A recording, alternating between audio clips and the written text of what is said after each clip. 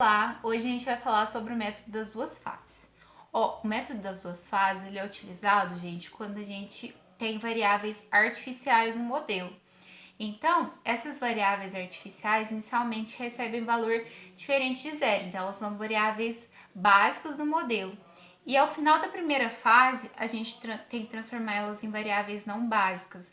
Então, o valor delas ao final da primeira fase tem que ser igual a zero. Então, a gente tem duas fases para poder fazer isso. A primeira fase é para minimizar as variáveis artificiais do modelo. Então, a gente escreve a função objetivo como minimizar aquelas variáveis do modelo que são artificiais.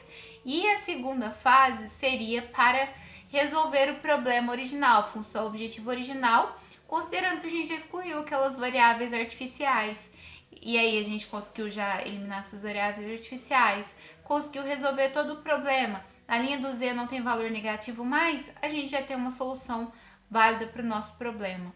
E aí a gente consegue aplicar esse método das duas fases, tanto com restrições do tipo maior ou igual, quanto para restrições do tipo igual. Então, as duas fases, a primeira são para minimização das variáveis artificiais, a segunda para realizar utilizar mesmo a função objetiva padrão do problema. E eu vou colocar aqui para vocês um exemplo. Esse exemplo tem uma restrição do tipo maior ou igual, que vai usar uma variável artificial. Quando a gente tem uma restrição também do tipo igual, a gente vai usar a variável artificial também. Quando a gente tem uma restrição do tipo maior ou igual, então a gente vai ter uma variável de folga subtraindo e uma variável artificial somando. Quando tem uma restrição do tipo igual, somente uma variável artificial somando. E quando a gente tem uma restrição do tipo menor ou igual, a gente tem uma variável de folga somando na restrição. Isso a gente faz porque todas as restrições que são do tipo maior ou igual, menor ou igual ou igual, tornem-se restrições do tipo igual e possam ser aplicadas no simplex. Então, no nosso primeiro modelo, a gente tem aqui uma função objetiva de minimização, que é descrita por z igual a 2x1 mais x2, e é sujeito a x1 mais x2 menor ou igual a 10 e x1 mais x2 maior ou igual a 5. Aqui é importante a gente observar que a gente tem restrições do tipo menor ou igual e maior ou igual. Quando a gente tem restrições do tipo menor ou igual, como essa, a gente adiciona as variáveis de folga. Quando a gente tem restrições do tipo maior ou igual, a gente coloca variável de folga e artificial. O que difere uma variável artificial de uma variável de folga? Quando a gente usa variável artificial, o valor delas no modelo, quando a gente termina todas as iterações, tem que ser zero. A variável de folga pode ter valor igual ou diferente de zero. E quando a gente tem restrições do tipo igual, a gente coloca somente variáveis artificiais. Então, a gente precisa olhar o tipo de restrição e verificar. É preciso inserir variável de folga, variável artificial, variável de folga, ou somente variável artificial. E aí, aqui a gente tem um modelo de minimização. A gente tem que um modelo de minimização é o modelo de maximização com sinal invertido. Então, se a gente tem minimizar z igual a 2x1 mais x2, a gente tem aqui um maximizar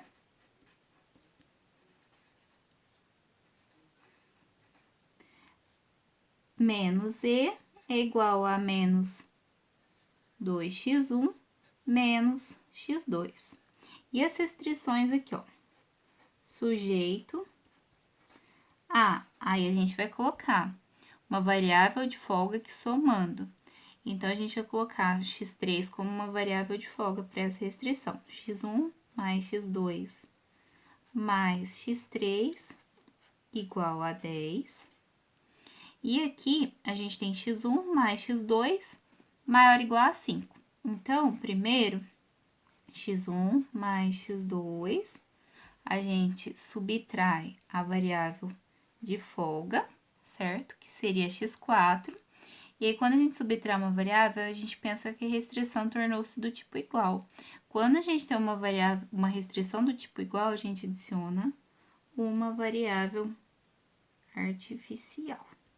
Então, seria x5 uma variável artificial. Vou colocar esse tracinho aqui para indicar que ela é artificial, tá? Igual a 5. Então, sempre quando a gente tem aqui restrições tipo maior ou igual, a gente vai colocar aqui maior ou igual, a gente vai usar uma variável de folga subtraindo e uma artificial somando, tá? E a gente considera que x1 maior ou igual a zero e que x2 maior ou igual a zero também, certo? Feito isso, a gente vai ter que usar o método das duas fases. O método das duas fases, ele é utilizado porque a gente tem aqui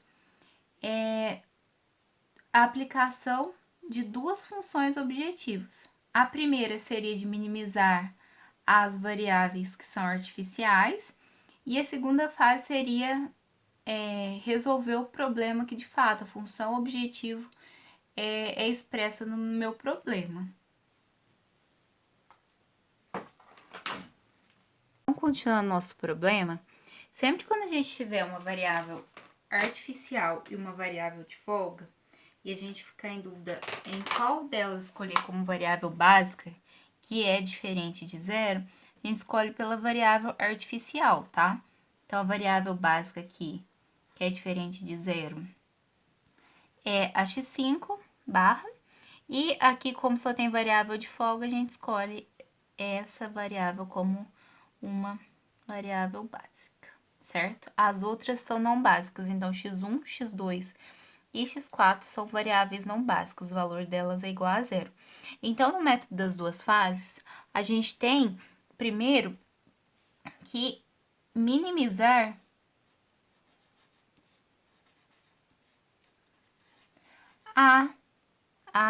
né, no caso, quando tem mais de uma, a gente escolhe mais de uma, nesse caso a gente só tem uma, que é x5 barra. Primeiro, a gente vai ter que minimizar o z igual a essas variáveis artificiais. Então, z é igual a x5 barra, certo?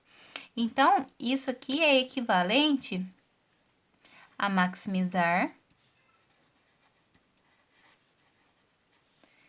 menos z igual a menos x5 barra, que é equivalente a maximizar menos z mais x5 barra igual a zero. Essa vai ser a fase 1 do meu problema, é por isso que a gente usa um método chamado de método das duas fases. A fase 1 é fazer a minimização das variáveis artificiais. E a fase 2 seria resolver a função objetivo original, que seria minimizar